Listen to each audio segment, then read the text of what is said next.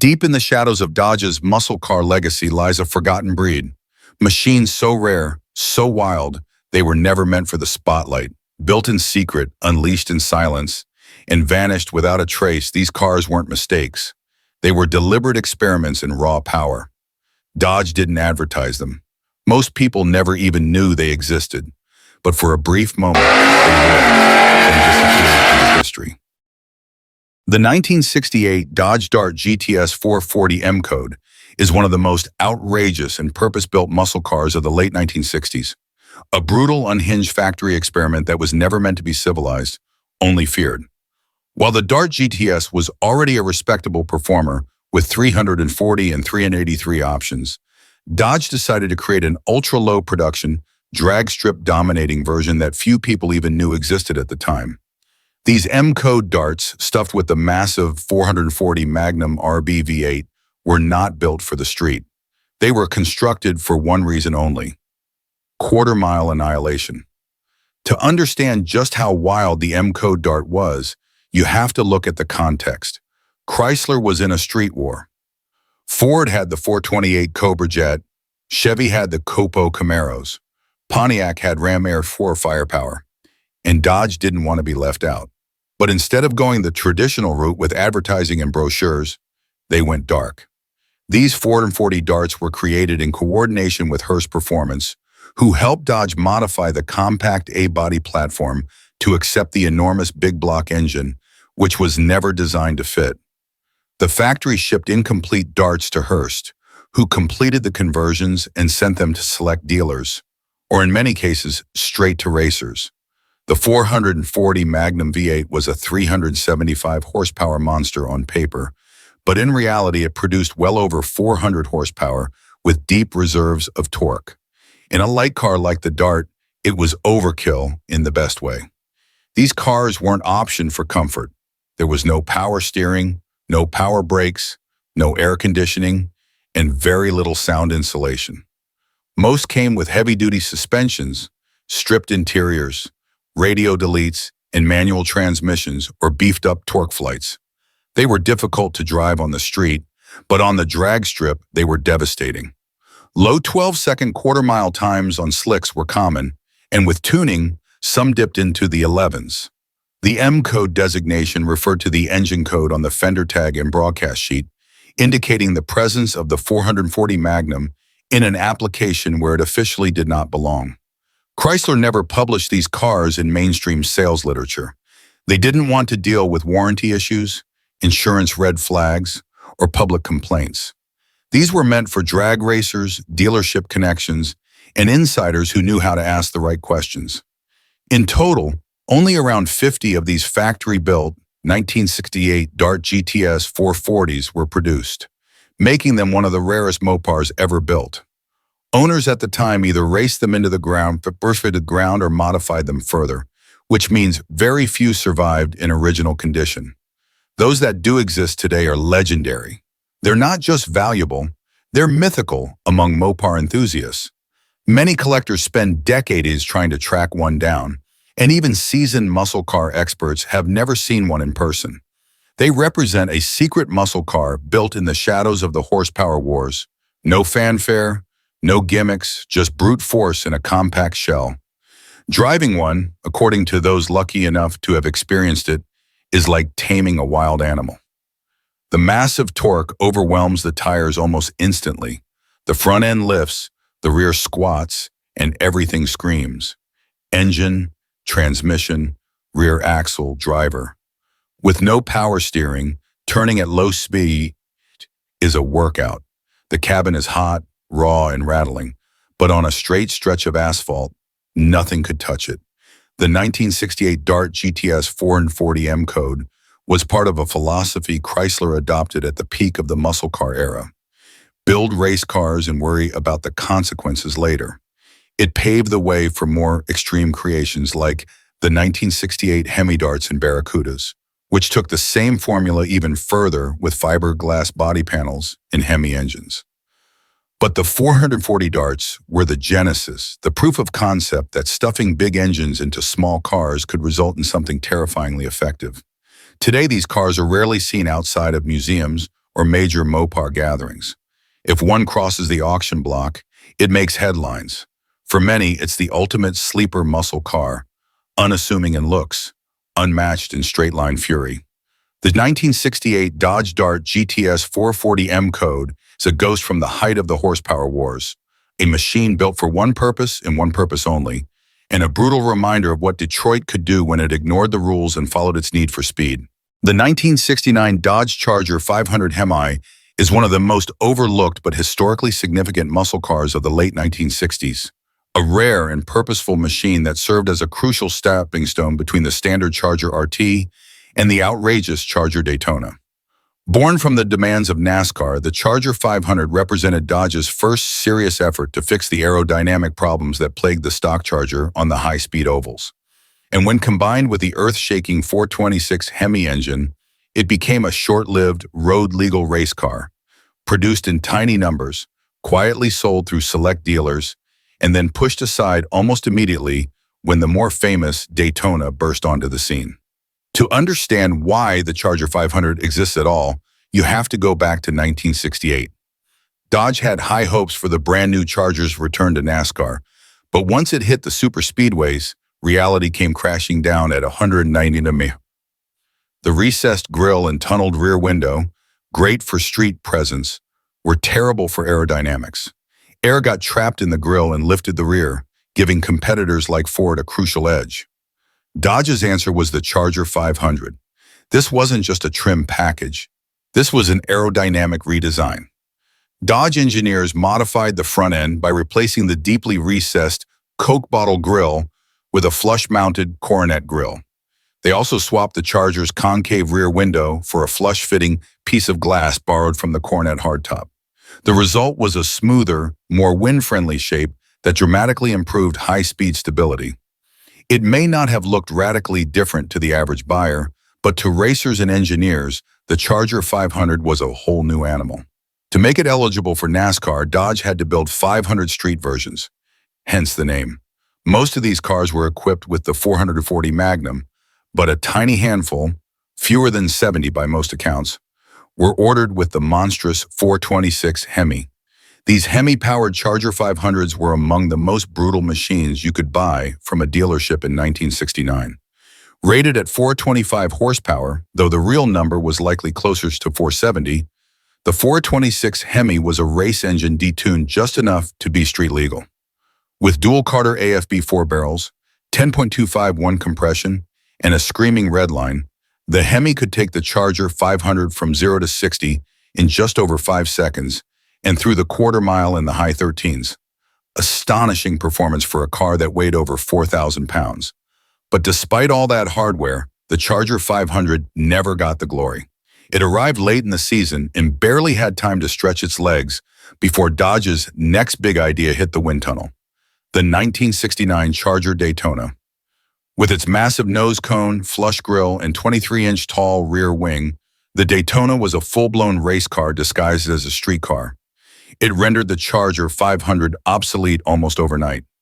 Dealers who still had Charger 500s on their lots couldn't move them, and Dodge didn't promote them heavily, especially once the Daytona started smashing speed records and winning on Sundays. As a result, the Hemi Charger 500 became an automotive orphan. It wasn't glamorous like the Daytona, and it wasn't common enough to be remembered alongside the standard Charger RT. Its role was transitional, a critical but underappreciated step in Dodge's NASCAR evolution.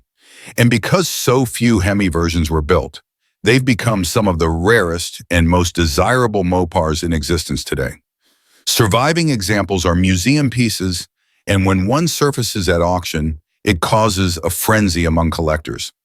Unlike the flamboyant Daytona or the later Superbird, the Charger 500 wears its muscle in a more subdued way.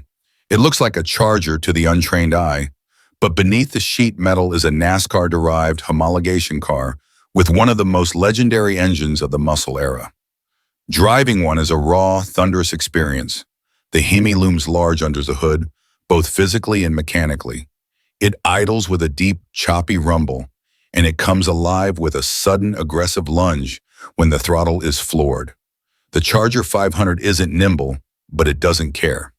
It was bred to go fast in a straight line and keep going. It's heavy, it's loud, and it requires respect. Today, the 1969 Dodge Charger 500 Hemi remains a hidden gem of the muscle car world. It has none of the over-the-top visuals of its winged sibling, but that's what makes it special. It's the muscle car equivalent of a covert weapon, subtle, precise, and devastatingly effective. Its place in history is secure not because it was the loudest or most iconic, but because it was the necessary link between style and speed, showmanship and substance, marketing and motorsport. It's the muscle car that quietly made the Daytona possible, and in the process became a legend all its own.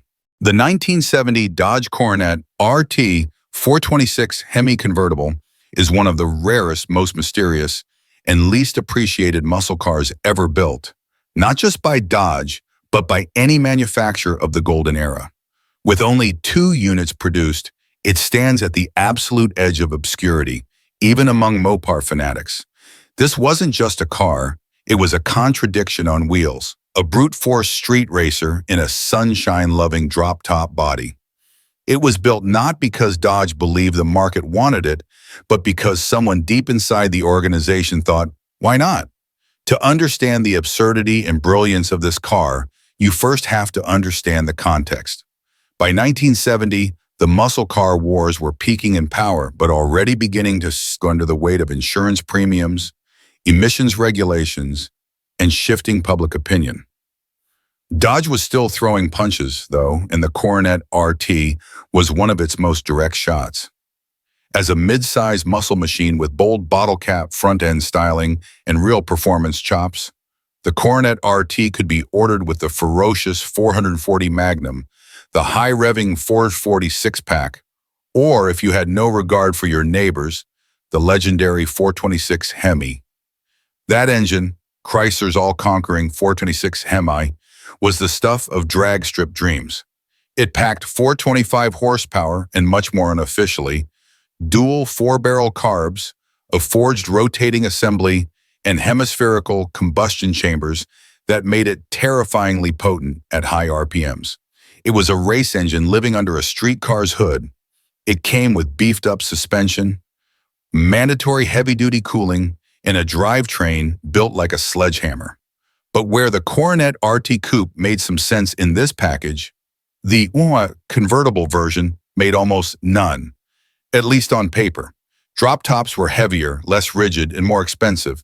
They catered to image more than action.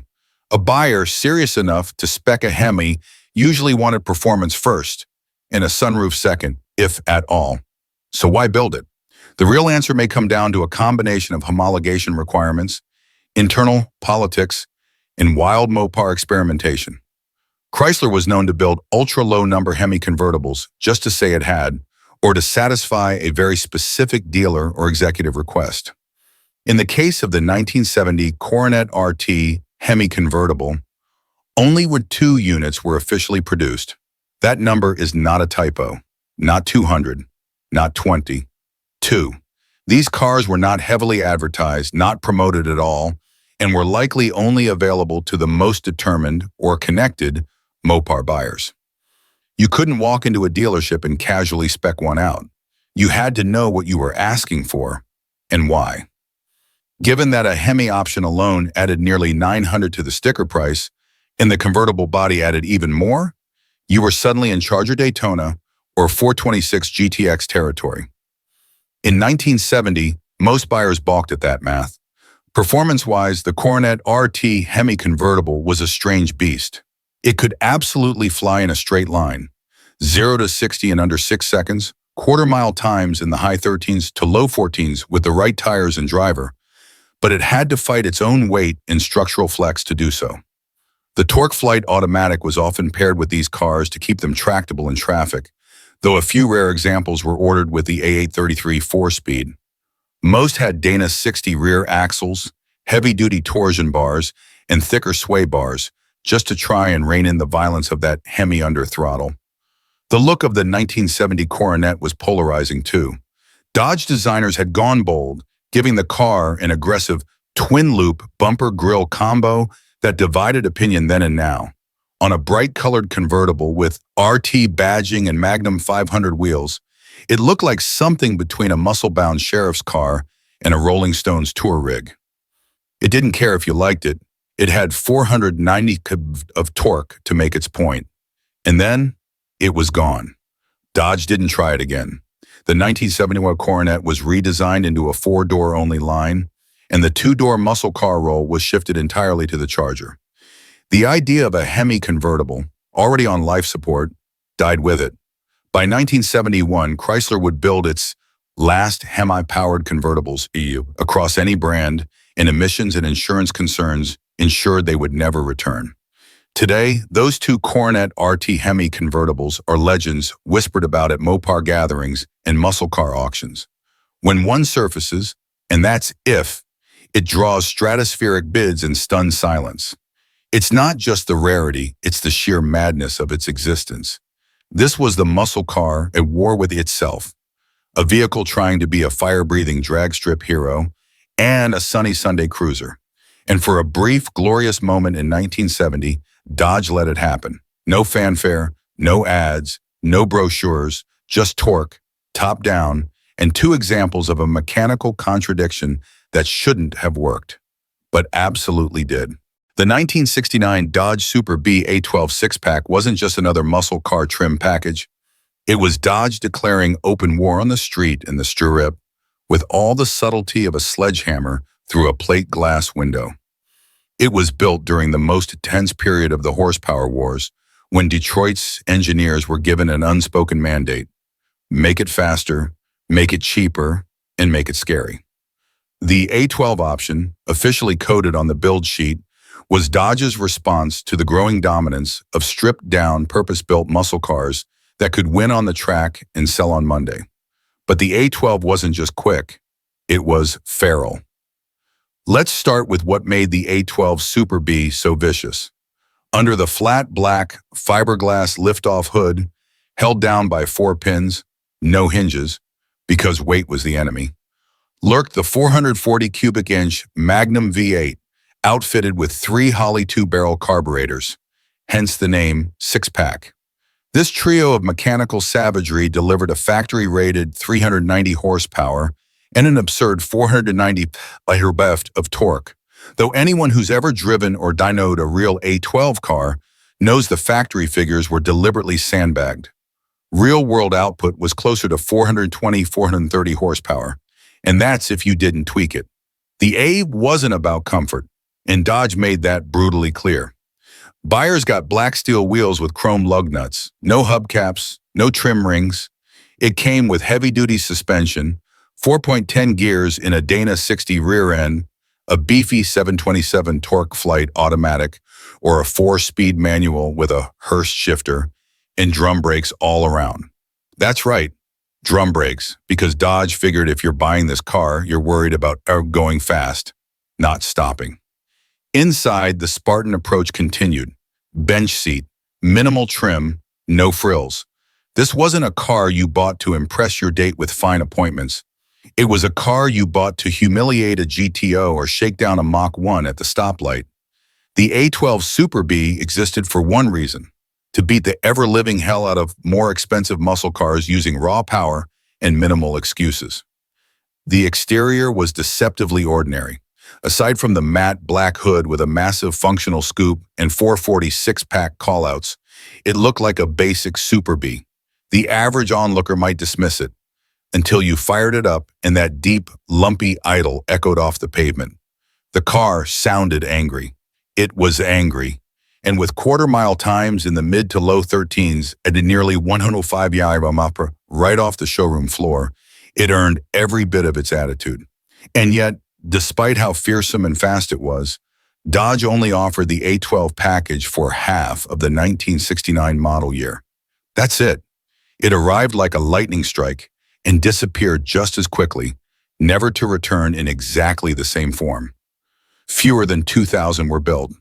1,487 with the automatic, 826 with the 4-speed, and most were thrashed at the strip or street raced into oblivion. Survivors today are rare, highly valued, and fiercely protected by Mopar collectors who know exactly what they're sitting on. Why did Dodge cancel it so quickly? There are a few theories. One was internal competition. By 1970, the new Challenger was arriving, and Dodge was repositioning its muscle cars. Another was cost. The A12 was a factory hot rod that didn't make much money per unit. And then, of course, there was the looming specter of insurance premiums, emissions regulations, and changing market tastes, all of which were beginning to cut into the muscle car frenzy. But for those 6 months in 1969, the A12 Super B was the nastiest thing you could get with a warranty. It wasn't trying to be a gentleman's muscle car. It didn't care about badges or prestige. It was a street-bred brawler, built to win drag races and leave tire smoke hanging in the air like a calling card. It remains one of the most hardcore, purpose-built factory muscle machines ever sold in America, and one of the shortest lived. A true legend, born of torque and fiberglass, that disappeared just as quickly as it arrived. The 1971 Dodge Demon 340 GSS Grand Spalding Special was not your average Mopar. It wasn't born out of a boardroom in Detroit or molded by marketing committees checking off demographic boxes. It was a creation of street legend, Mr. Norm Krause of Grand Spalding Dodge in Chicago. His dealership wasn't just a place to buy a Dodge. It was a shrine to horsepower. And the Demon GSS was his personal sermon in metal. By 1971, the muscle car era was already showing signs of stress. Insurance premiums were skyrocketing, emissions standards were tightening, and the golden days of big block monsters were starting to flicker. But Mr. Norm wasn't about to back down. Instead, he looked at Dodge's newly released compact coupe, the Dodge Demon, a car based on the Dart platform, and saw a blank canvas for rebellion.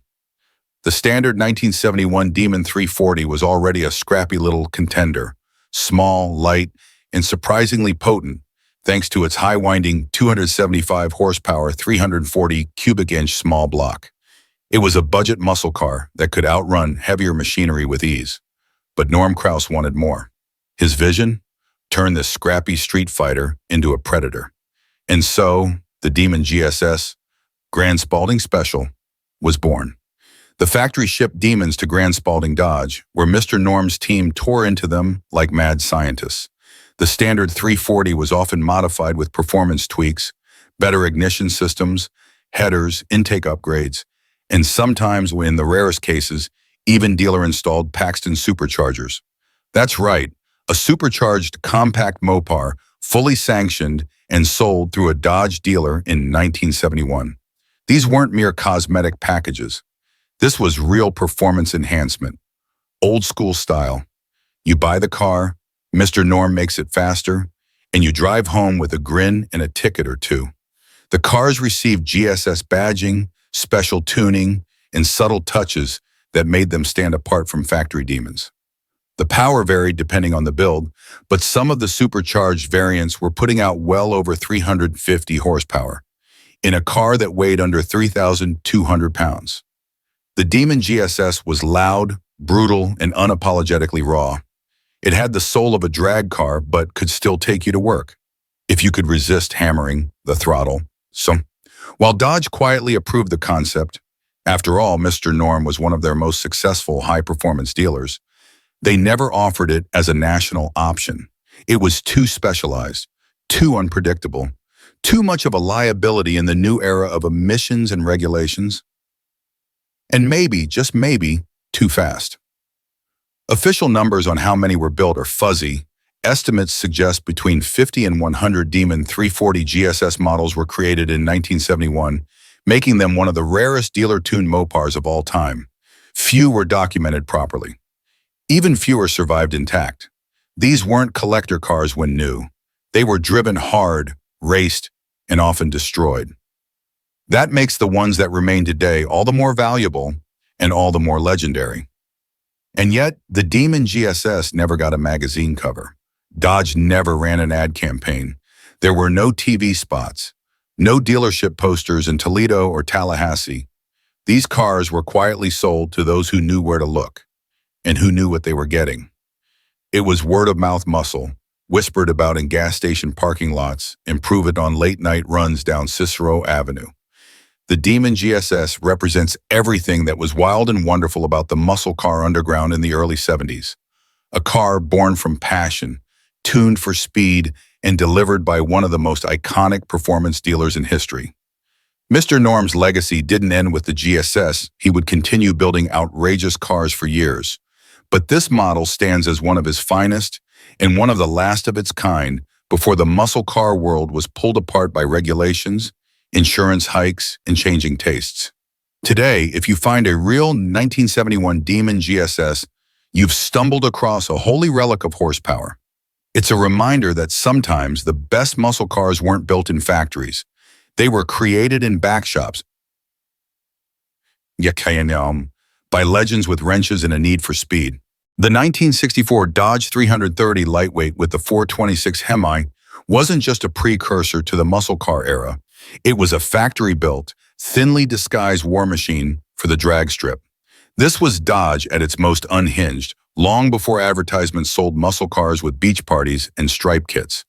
The 330 lightweight was designed with a single goal in mind: obliterate the quarter mile and humiliate Ford and GM in NHRA Superstock. The heart of this beast was the brand new 426 cubic inch Hemi V8, not the street Hemi that would debut in 1966, but the original race-bred version, forged in the crucible of NASCAR and adapted for drag use. With hemispherical combustion chambers, massive intake and exhaust flow, and forged internals, the race Hemi was rated at a highly conservative 425 horsepower. But anyone who had ever launched one knew it was making closer to 500. It was a monster, even by today's standards. But the power plant was only half the equation. To make the most of that brute force, Dodge engineers went on a crash diet. The 330 was a fairly austere, full-size sedan to begin with, but for the lightweight version, Dodge replaced the front fenders, hood, bumper, and even some inner structural panels with aluminum. Side glass was replaced with thin plastic in some cases. Sound deadening? Gone. Heater? Deleted. The entire car was stripped down to its own essentials. It weighed under 3,200 pounds. Absurd for a full-size car in 1964. They weren't built on assembly lines in the normal sense. Chrysler's engineers and fabricators at the now legendary Ramchargers Skunk Works oversaw the process, and cars were delivered to hand-picked drag racers across the country. Dodge called them the 330 lightweight Hemi Superstock, but what they really were was rolling weapons, homologated just enough to be registered and titled, but utterly unsuitable for street life. Their manners were awful. The noise was thunderous. The clutch was heavy. Starting one in cold weather was a gamble. But down the quarter mile, they were lethal. Out of the approximately 55 units built, many were assigned to factory-backed drag teams or performance dealerships like Dick Landy's or Sox and Martin's. These drivers became legends, thanks in part to what Dodge gave them in the form of these stripped-down monsters. The cars set records and struck fear into the hearts of competitors, including those running Ford Thunderbolts and Chevy Z11. Impalas boast similarly radical builds. There was no dealership brochure for the 330 lightweight Hemi, no fancy ads, no attempt to dress it up for daily use. Dodge never offered power windows, air conditioning, or even real carpeting. If you were lucky, you got a VIN and a little insurance coverage. The car wasn't about comfort, it was about violence in a straight line. A machine whose only goal was to leave 2 black streaks of rubber down every back road or drag strip it touched. And then, as quickly as they came, they vanished. Most of these cars were raced hard, broken, and eventually discarded. The ones that weren't crashed were often cut up for parts or scrapped entirely after NHRA rule changes or simply falling behind the competition. Dodge never made a second run. The 426 Hemi would reappear in the B-bodies of 1966, the Charger and Coronet, but the 330 lightweight was never officially acknowledged again. It became a whisper in Mopar circles, a legend spoken about in garages and track pits. Today's surviving examples are almost priceless, if you can even find one. Most have lived 100 lives, rebuilt, rebodied, repainted, or just worn to the bone. A few exist in museums or in private collections, often restored to their original Spartan configuration, wearing aluminum panels and slicks. The 1964 Dodge 330 lightweight 426 Hemo represents a moment in time when factory racing departments had the freedom, the money, and the sheer audacity to build drag cars with VIN numbers. It wasn't a muscle car in the showroom slick sense. It was something wilder, purer, and more dangerous. It was a factory hot rod with no pretense and no apologies. And for a brief, brilliant moment, it ruled the drag strip with an iron fist and an aluminum face. The 1970 Dodge Challenger TA 340 six-pack was Mopar's rebellious, snorting response to a rapidly evolving battlefield. Not in the streets, but on the road courses. While Dodge was well established in the world of straight-line muscle with cars like the Charger RT, Super B, and Corvette 440, the rise of the Sports Car Club of America's Trans Am Racing Series demanded a different kind of weapon. One that could corner, brake, and accelerate with finesse. Enter the TA, short for Trans Am, the wildest small-block Challenger ever built, and a one-year-only legend that vanished almost as quickly as it appeared. On paper, the Challenger TA was unlike anything else in Dodge's muscle portfolio. It didn't rely on the brutal torque of a 440 or the thundering overkill of a 426 Hemi. Instead, it was powered by a high-revving 340 cubic inch small block with a unique six-pack setup, 3 two-barrel Holley carburetors sitting atop an aluminum intake manifold tuned for rapid throttle response and track-ready performance. Officially rated at 290 horsepower, it was a deliberate underrating for insurance and competition purposes. In reality, the engine was easily pushing well over 325 horsepower, backed by either a heavy-duty 4-speed manual or a beefed-up torque flight automatic. But what made the TA truly different wasn't just under the hood. Dodge engineers gave it functional upgrades that most muscle cars didn't dream of. There was a fiberglass hood with a gaping cold air scoop, side exit exhaust that snarled just ahead of the rear tires, and staggered tire sizes, one of the first production cars to do so. E60 15s in the front, G60 15s in the rear, giving it a slightly nose-down stance and increased grip during acceleration and cornering.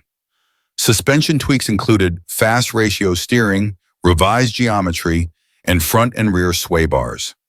All of this was aimed at making the Challenger, normally a large and heavy pony car, into something that could tango with the nimble Camaro Z28s and Boss 302 Mustangs on a road course. Visually, the TA was a muscle car with a purpose. The ducktail spoiler, aggressive graphics, blacked-out hood, and side exhausts weren't just for show. This car looked fast sitting still, and in motion, it was pure menace. It came standard with rally gauges, a performance dash layout, and could be optioned with a rear window louver and hood pins, all race-inspired touches that turned heads and made clear that this was no boulevard cruiser.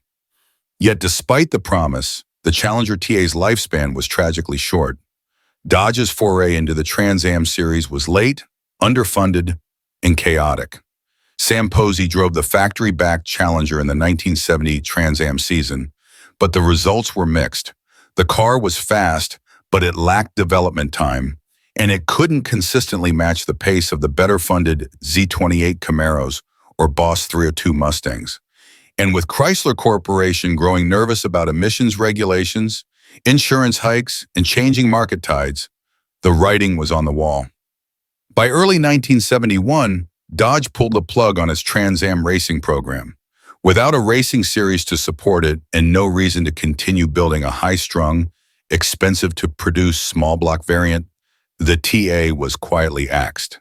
It had only been built for one model year, 1970, with a total of 2,399 units produced. That included both manual and automatic versions, but no convertible TAs were ever offered. It was a one-shot deal. Dodge never repeated the formula, and when the 1971 Challenger arrived, the TA badge was already a ghost. Today, the 1970 Dodge Challenger TA is recognized as one of the rarest and most unique muscle cars Dodge ever made. Unlike the big block brutes that dominated street legends, the TA represents a fork in the road, a moment when Dodge tried to match finesse with fury. Its limited production, unique mechanical setup, and racing heritage make it highly sought after by collectors, and its wild, track-inspired design ensures that it stands out even in a sea of restored muscle cars. The Challenger TA was more than just a muscle car. It was Dodge's daring attempt to play in a different arena, where corner speed mattered as much as straight-line acceleration. It was ambitious, aggressive, and all too brief. In one model year, it left a lasting impression, and then vanished, leaving behind the sound of side pipes and the memory of what could have been. The 1973 Dodge Charger SE400 Magnum occupies a fascinating and almost melancholic chapter in the muscle car saga, representing the twilight years of an era that had once roared with unmatched power and bravado, but was now being slowly eclipsed by changing times, government regulations, and evolving consumer priorities. By the early 1970s, the muscle car golden age was drawing to a close. Emission standards tightened, fuel crises loomed, and insurance rates for high-performance vehicles skyrocketed. Automakers scrambled to comply while still trying to maintain some semblance of performance appeal. Dodge, long renowned for its high-octane machines like the Charger RT with its legendary 426 Hemi and 440 Magnum engines, was no exception. The 1973 Dodge Charger SE400 Magnum emerged during this shifting landscape, a curious hybrid between muscle car heritage and personal luxury aspirations. The SE trim line had evolved into a luxury-focused model, emphasizing comfort features such as plush interiors, upgraded sound insulation, and decorative trim that appealed more to style-conscious buyers than to hardcore muscle enthusiasts. Despite this, Dodge quietly allowed the 400 Magnum V8 engine, a 6.6-liter small-block V8 designed to offer a respectable blend of performance and drivability, to be installed in a small, almost secretive run of Charger SEs. This high-output 400 Magnum was capable of producing approximately 275 horsepower and a strong torque curve, enough to deliver a respectable punch and retain some of Dodge's muscle reputation, even as it was decidedly more subdued compared to the ferocious big block monsters that preceded it. Adding to their rarity, these Chargers were also equipped with specialized performance axle packages. These weren't the standard components found on typical SE luxury models, but heavy-duty axles intended to withstand the increased torque and provide better traction and durability. This combination suggested that despite the outward appearance of a softer, luxury-leaning vehicle, under the hood and beneath the body lurked genuine performance hardware capable of spirited driving and confident acceleration. Yet Dodge made no effort to advertise these cars as performance-oriented machines, reflecting both the market realities of the time and a strategic retreat from the muscle wars that had defined the previous decade. Production numbers were extremely limited, with only a handful of these 1973 Charger SE400 Magnum cars built. They were never a big seller, nor were they widely recognized by the public or even many Dodge dealers. The muscle car badge was fading, and buyers were turning toward other options that promised better fuel economy, more comfort, or futuristic features. The Charger SE400 Magnum thus became a niche offering, an almost secret performance sleeper that only a select few enthusiasts appreciated at the time. From a modern collector's perspective, these Chargers hold a unique appeal. They are the muscle car world's quiet outcasts, overlooked in their day, nearly forgotten as muscle cars gave way to the Malaise era's bland mediocrity, but now treasured for their rarity and the fascinating story they tell. They embody a moment when muscle cars were forced to adapt, blend into the luxury market, and hide their true potential behind a veneer of refinement. Their rarity and understated performance make surviving examples prize finds, often overlooked in favor of flashier, more powerful predecessors, but rewarding for those who seek depth and nuance in muscle car history. Moreover, these cars capture a broader narrative about American automotive culture in the early 1970s, a time of transition and contradiction. While the muscle car image was still powerful in the collective imagination, the realities of emissions, safety, and market pressures were forcing manufacturers into a new era of compromise. The 1973 Charger SE400 Magnum was a bridge between muscle's explosive past and a future dominated by efficiency, regulation, and luxury appointments. It stands as a subtle but significant marker of that cultural and industrial shift. Few survive today, often due to their low profile and the fact that many were sold to buyers who prioritize luxury features over performance, sometimes swapping out engines or axles for more practical options as the years went on. Yet for the discerning collector and historian, the 1973 Dodge Charger SE400 Magnum remains a deeply intriguing chapter, a quiet rebel clinging to muscle car roots while wearing the guise of personal luxury. It reminds us that even as the muscle car flame flickered and nearly died out, there were still pockets of resistance, pockets of passion, and cars like this Charger that quietly kept the spirit alive before the malaise era cast its long shadow over American muscle for nearly a decade. The 1969 Dodge Polara Pursuit 446 Police Special is one of those fascinating muscle car legends that straddles the line between law enforcement tool and underground street beast. While it wore the guise of a standard police cruiser, underneath the official exterior was a powerhouse that few muscle cars of its day could match. This wasn't just any police package Dodge put together. It was a full-throttle, no-compromise pursuit vehicle designed to meet the demanding needs of law enforcement agencies who needed to chase down the fastest criminals on the street and do it with authority and durability. The Polara Pursuit package was already an upgrade over the standard Polara, built for heavy-duty use with reinforced suspensions, brakes, and cooling systems to handle high-speed pursuits and long hours of relentless use. But in 1969, Dodge stepped it up by fitting a small number of these police cars with the legendary 440 six-pack engine, a 440 cubic inch big block V8 equipped with triple two-barrel Holley carburetors.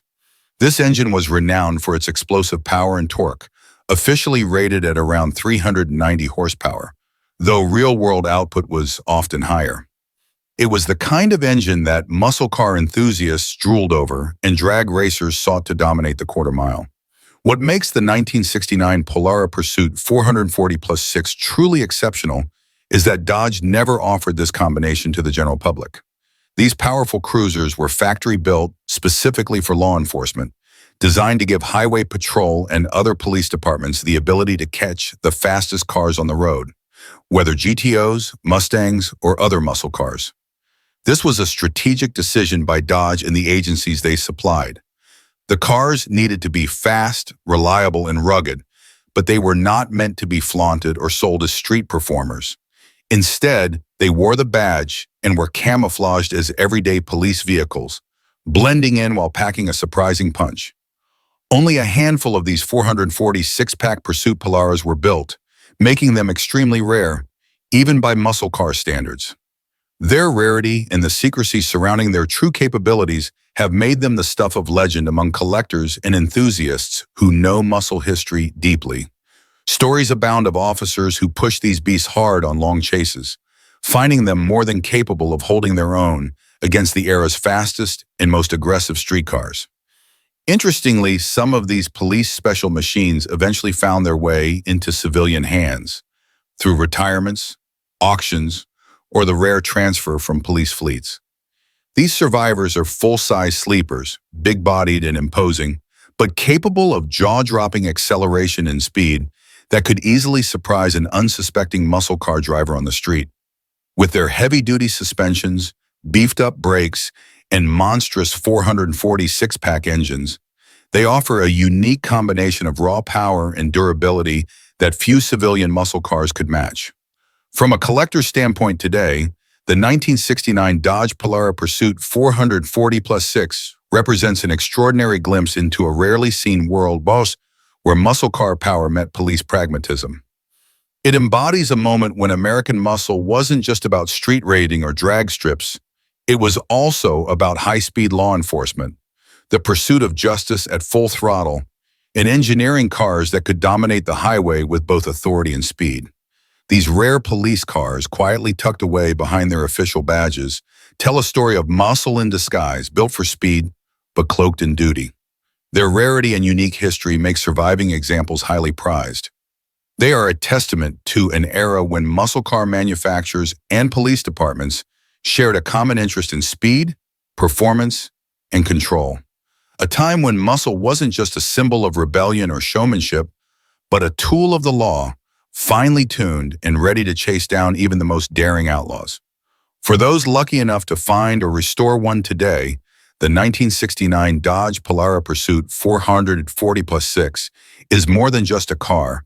It's a legend on wheels, a hidden chapter of muscle history forged in the heat of high-speed pursuits and police street battles. The 1972 Dodge Charger Rally 440 stands as one of those rare muscle car gems overshadowed by flashier Mopar siblings like the Roadrunner and the iconic RT versions of the Charger. While the Roadrunner grabbed headlines and muscle car glory in '72 with its bold graphics and aggressive marketing, the Charger Rally 440 quietly slipped under the radar, delivering pure, unfiltered Mopar muscle to a select group of buyers who knew what they wanted without needing a flashy badge to prove it. Unlike the RT, which was the official high-performance face of the Charger line, the Rally was a subtler, almost sleeper version of the muscle machine. Dodge kept the Rally's profile low-key. There were no extensive national advertising campaigns or aggressive branding to hype it up. Instead, this car was for the muscle purist who understood that performance didn't have to shout. It could simply roar under the hood. At its heart, the 1972 Rally came equipped with the mighty 440 cubic inch V8, a big block powerhouse that was the backbone of Mopar muscle. The Ford 40 was known for its brutal torque, aggressive power delivery, and strong presence on the street and strip alike. The Rally featured a performance hood with a functional air induction scoop, giving a subtle but unmistakable nod to its muscle intentions. Visually, it was dressed in Mopar's high-impact color palette, bright, bold paints that stood out if you paid attention, but without the garish stripes or heavy decals of its more showy cousins. This gave the Rally an understated menace. It looked like a regular Charger to the casual observer, but delivered a serious punch when the throttle was opened. Unfortunately, the timing of the Rally 440 was less than ideal. By 1972, muscle cars were already feeling the squeeze of tightening emissions regulations and rising insurance costs. The big block engines, including the legendary 440, were on their way out, and manufacturers had to dial back performance to meet federal mandates. The Rally 440 would be one of the last Chargers to carry the big block before Mopar reluctantly pulled the plug on these fire-breathing engines in 1973. The muscle era's golden days were fading fast, and cars like the Rally 440 were among the final hurrahs. Because Dodge never positioned the Rally 440 as a marquee model, its production numbers were relatively low, and it lacked the fanfare that might have cemented it as a household name. This quiet approach has ironically made surviving 1972 Charger Rally 440s a rare and prized find for collectors today. They represent a muscle car purist's dream, raw power with minimal fluff. A car that was built to be driven hard and fast without the distractions of excessive badges or over-the-top styling. The 1972 Dodge Charger Rally 440 encapsulates a muscle car moment caught between eras, the height of Mopar's big block dominance and the looming shadow of the Malaise era's restrictions. It's a subtle rebel, a tough street machine that didn't need the spotlight to prove its worth. Today, enthusiasts who discover these rare rallies appreciate them not just for their brute power, but for their unique place in muscle car history, a last-ditch effort to keep the flame burning bright before the muscle car world was forced to slow down, just a bit, by the realities of changing times. The 1967 Dodge Coronet W023 Superstock Hemi represents a pinnacle of American muscle car evolution, a purebred racing machine that exists almost as a legend whispered among enthusiasts rather than a common sight on streets or car shows. It emerged from the fiercely competitive drag racing scene, where Dodge was locked in a battle for supremacy against Chevrolet, Ford, and Chrysler's own internal rivals. The W023 wasn't designed for broad appeal or commercial success. Instead, it was a highly specialized tool, a race car masquerading as a street car to meet the NHRA's homologation rules, allowing Dodge to bring their mighty 426 Hemi into the fray under the super stock category.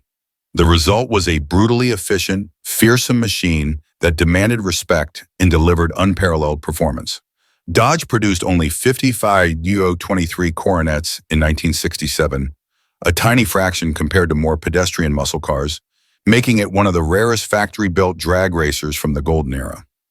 Each car was built with almost obsessive attention to weight reduction and racing readiness. The acid dip-out body panels were a defining feature, a process that literally involved dipping the car's sheet metal into an acid bath to remove excess thickness and shed weight without compromising structural integrity. This painstaking technique gave the W023 a significant edge on the drag strip, helping it achieve blistering acceleration times. To further slash pounds, Dodge replaced heavier steel parts with aluminum components on the hood, trunk lid, bumpers, and even some chassis parts, making the car much lighter than its production counterparts.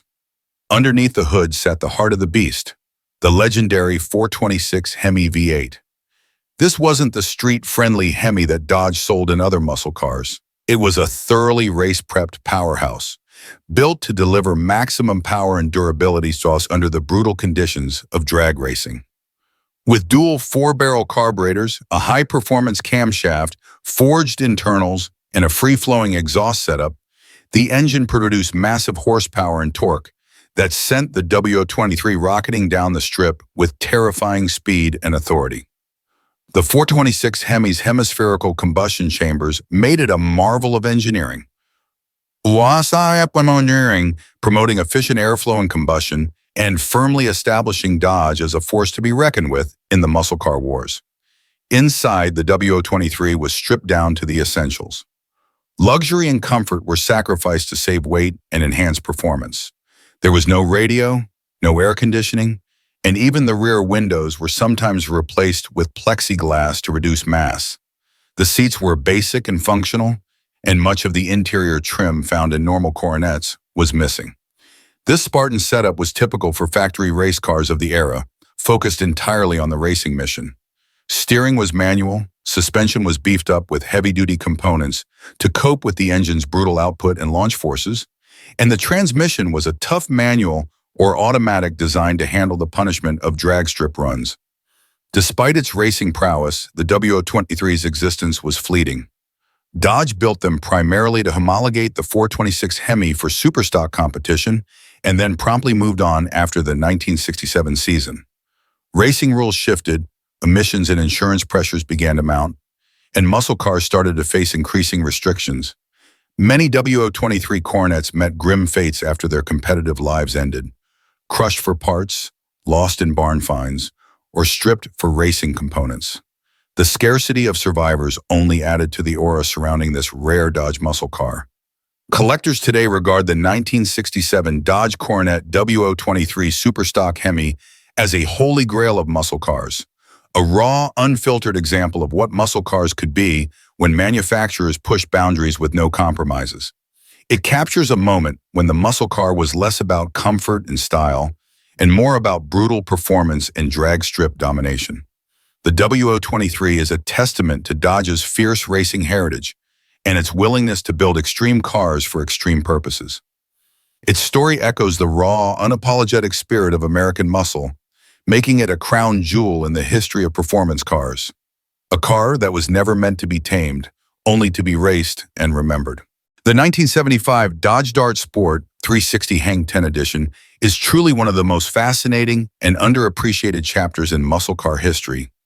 A car that perfectly embodies the tension and contradictions of its era while carving out a distinct niche all its own. At a time when the golden age of muscle cars was clearly fading, drag strips were quieting down, emissions regulations were tightening, and insurance premiums were skyrocketing, Dodge took a bold, almost whimsical approach by blending raw muscle power with surf culture aesthetics, creating a car that was at once playful and serious, rebellious and fun-loving. On the surface, the Hang 10 Edition's appearance was designed to stand out and evoke a very specific cultural vibe that was becoming increasingly popular, especially in coastal California. The car's exterior was adorned with bright, sunset-hued stripes sweeping across its body, designed to look like a perfect beach sunset with the sun dipping below the horizon. The Hang 10 branding wasn't just a name, it was a direct nod to surfing lingo, conjuring images of longboards, ocean waves, and sun-soaked summers. But this wasn't a mere cosmetic gimmick. This was a muscle car dressed up to channel the laid-back spirit of surf culture while packing serious heat under the hood. Underneath the flamboyant paint and decals was the Dart Sport's potent 360 cubic inch V8, a power plant that was no mere afterthought.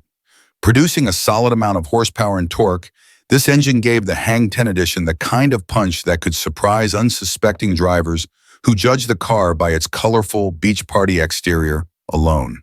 The 360 V8, though not the biggest or most brutal engine of the era, was perfectly matched to the Dart's relatively lightweight and sporty chassis, delivering an engaging and spirited driving experience that still paid homage to muscle car performance in a time when that kind of driving excitement was rapidly disappearing from mainstream production cars. Rally-style gauges inside the cockpit added a touch of sportiness and driver feedback, helping connect the driver to the car's performance-oriented roots.